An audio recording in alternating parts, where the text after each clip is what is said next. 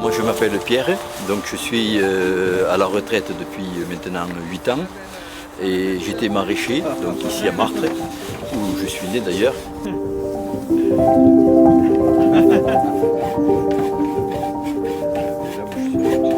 Bonjour, moi c'est Carlos, votre caméraman de ce matin. Et je suis ivoirien de la Côte d'Ivoire. Merci. Bonjour, je m'appelle Nona et je viens de Géorgie. Donc là nous sommes avec mes repreneurs, donc Lucie, Ah ouf, j'ai cru qu'il avait pas s'en souvenir. Alex et Yann. Voilà. Et Virginie. Et Virginie qui fait de la soupe ce matin. Ah voilà, donc qui fait de la soupe avec les courges abîmées. Pouvez-vous nous décrire le paysage? Alors ici on est dans la vallée de la Garonne, et la Garonne elle passe au pied du coteau qui est là-bas. Et donc ici il y a des millions d'années il y avait la Garonne, et c'est pour ça qu'il y a beaucoup de cailloux.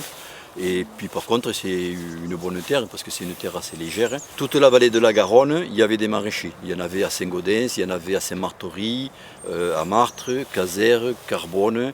Et puis je ne parle pas de la ceinture verte de Toulouse où il y avait beaucoup de maraîchers et qui ont arrêté. Et maintenant ce sont des maisons. Alors moi j'avais toujours dit, et ma mère me le répétait souvent, ni usine ni bureau. Voilà, moi je voulais être agriculteur et c'est pour ça que je suis allé au lycée agricole. Pourquoi avez-vous arrêté? Alors j'ai arrêté parce que ma femme a insisté. Voilà, donc puis après bon c'est vrai que je commençais à être un peu fatigué aussi parce que bon c'est fatigant de porter des caisses, d'être toujours baissé. Voilà. Qu'est-ce que ça vous fait? Alors moi d'arrêter ça a été très difficile, donc surtout les premiers mois là, bon, en plus bon, comme on habite sur l'exploitation, donc je passais, je voyais les jeunes qui travaillaient et puis mais comme eux ils étaient venus avec un projet bien défini, je ne voulais pas aller les voir pour leur dire moi je faisais comme ça, vous ne faites pas bien, enfin voilà. Donc c'est pour ça que j'ai préféré rester en retrait et donc je me suis installé sur mon petit terrain. Combien avez-vous d'enfants? Alors moi j'ai une fille et un fils, mais ni l'un ni l'autre n'avait envie de reprendre la ferme. Ils ne voulaient pas reprendre parce qu'ils ont vu que toute ma vie j'avais galéré, enfin bon, c'est un néologisme, mais bon, que ça avait été très dur et donc ils ne voulaient pas être astreints au travail que j'avais fait. C'est-à-dire? C'est-à-dire que bon, j'avais du mal financièrement à m'en sortir et puis je faisais beaucoup d'heures. Voilà, et c'est pour ça que par exemple tout à l'heure Lucie a dit que de s'installer à plusieurs c'était facilitant. Et comment avez-vous trouvé les nouveaux maraîchers? Alors je les ai rencontrés parce que c'était Lucie était la fille d'un ami à un ami.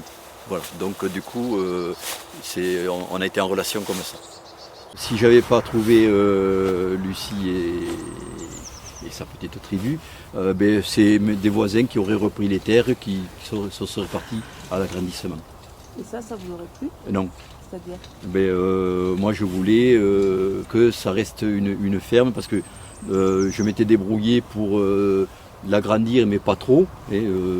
Moi j'ai commencé, j'avais 3 ou 4 hectares, j'ai fini avec 23 hectares et encore en ayant les parcs à cochons, j'avais un peu de grande culture, voilà. Et puis bon, et le maraîchage. Et donc j'avais réussi à faire une petite unité. Voilà. Et donc si ça avait été à l'agrandissement, il y en a un qui aurait pris un morceau, l'autre qui aurait pris un autre morceau, et puis les serres, il y aurait eu des ronces, voilà, donc, parce que les serres ne les auraient pas intéressés.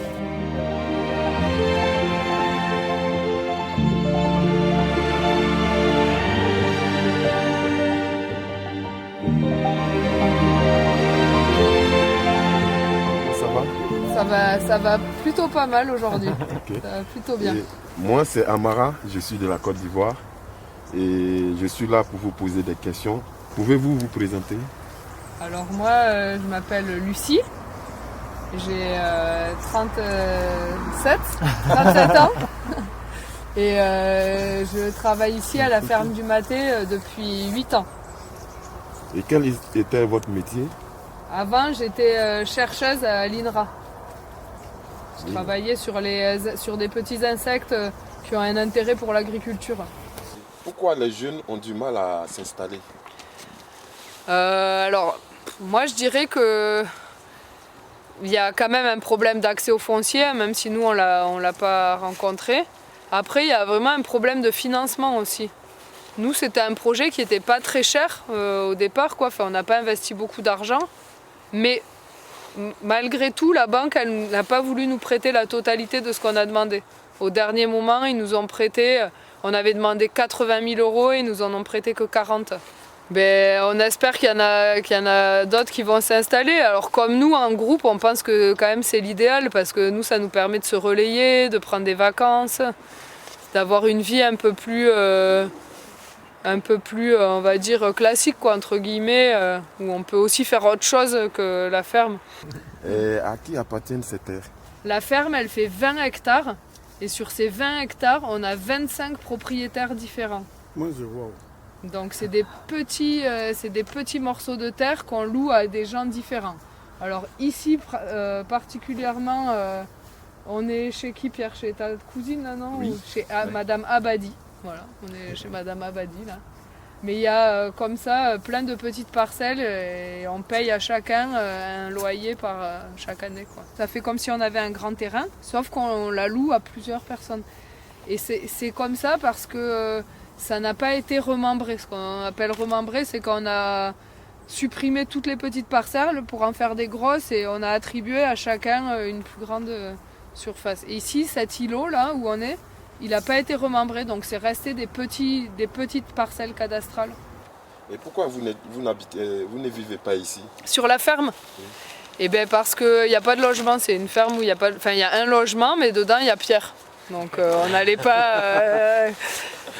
Non, et puis en fait, au final, nous, ça nous va bien de ne pas habiter sur la structure parce que ça nous permet de fonctionner un peu avec un système d'astreinte. Et puis quand on n'est pas là et que c'est pas à nous de gérer, ben, au moins on pense pas, on n'est pas tenté d'aller couper un petit bout de tuyau, faire le ménage, désherber et tout ça.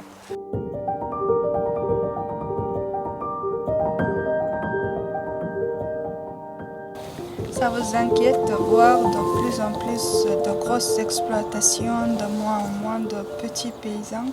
Absolument. Donc pour ne rien vous cacher, moi j'étais adhérent à la Confédération paysanne. C'est un syndicat qui souhaite justement installer des paysans. Et donc un des slogans c'est 3 petites fermes valent mieux qu'une grande. Et c'est vrai parce que bon, ça crée de l'emploi. Souvent ça évite d'utiliser trop de produits de pesticides. Ça maintient la biodiversité. Voilà. Et donc ça donne de la vie aux communes. Alors que quand vous avez une grande ferme où il y a un agriculteur, on peut même pas un exploitant agricole, puisqu'on appelle comme ça, avec peut-être un ouvrier, c'est ce qui a causé le dépeuplement des campagnes.